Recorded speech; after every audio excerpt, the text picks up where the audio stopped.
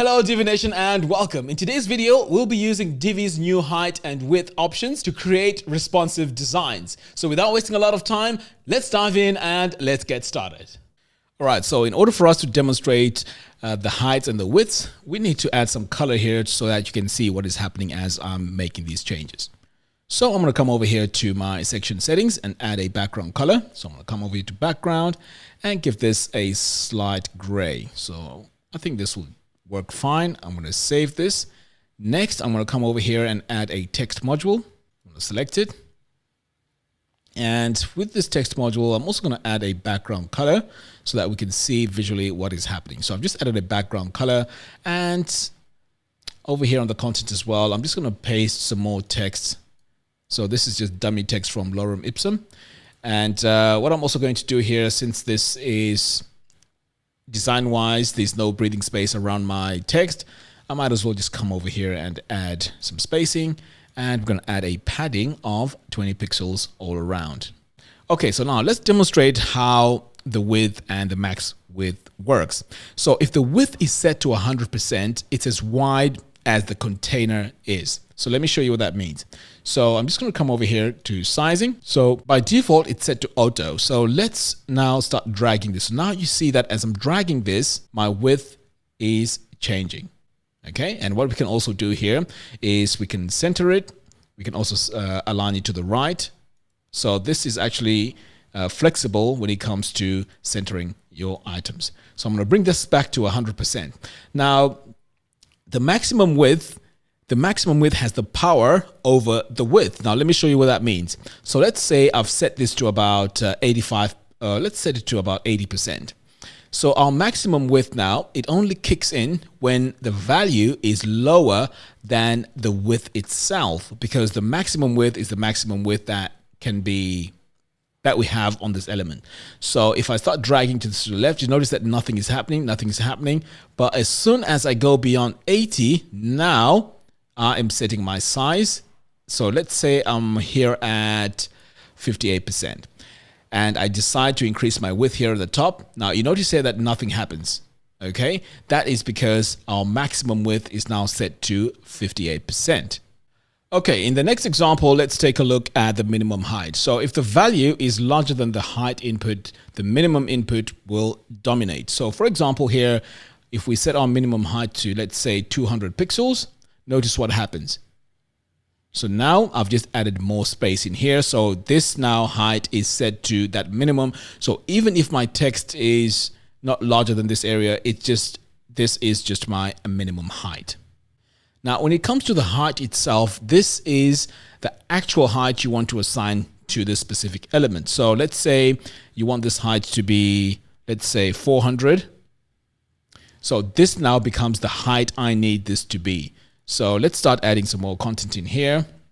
So notice that as soon as I start entering information that is more than my height, now it is going out of my bounding area here because I've set my height to 400 pixels.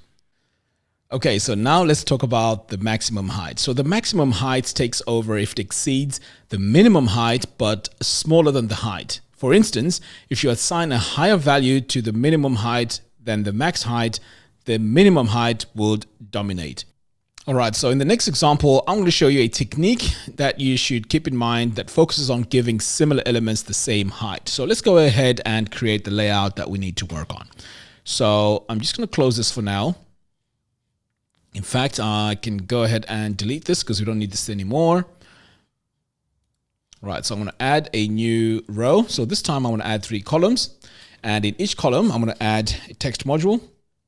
So again, I'm going to add some dummy text in here. So what I'm going to do now is to give these columns some background colors so that we can see what is happening. So I'm going to click here on this gear icon, start off with this first one, click on background. We're going to give this white. And as we did before, we're going to just give this some padding just to give it enough breathing space. So I'm just going to add 20 pixels here. And I'm also going to do the same to the left and the right.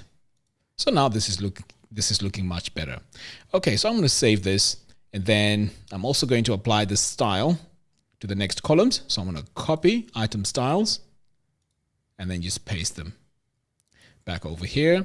Do it one more time. So the next stage now is to just copy my modules here and paste them over to the two columns. Right, so now I just want to make them look different by adding a bit more content in here. So now you can see they are different heights. And I'm also going to do a bit of an adjustment here as well. Okay, so as you can see now, these are different heights. So if you want this to appear as if they were the same heights, one way you could do this is by coming over here to your row settings, click on design, sizing, and then you just want to activate equalize column height. So now you can see all the columns look the same height. Okay, so that's how you do that. So I'm just going to disable this and then show you another way that you can achieve this. And this is by coming into each of these columns, each of these modules, and adding a maximum height. So I'm going to save this. So I'm going to start here with the first one. I'm going to click on this gear icon to access my module settings. Click on design, sizing. So I'm going to give this a specific height. So let's see, I'm going to start with, let's say 400, but you know what? That's not tall enough. So let's set it to about 518. Okay, so that's going to be the size.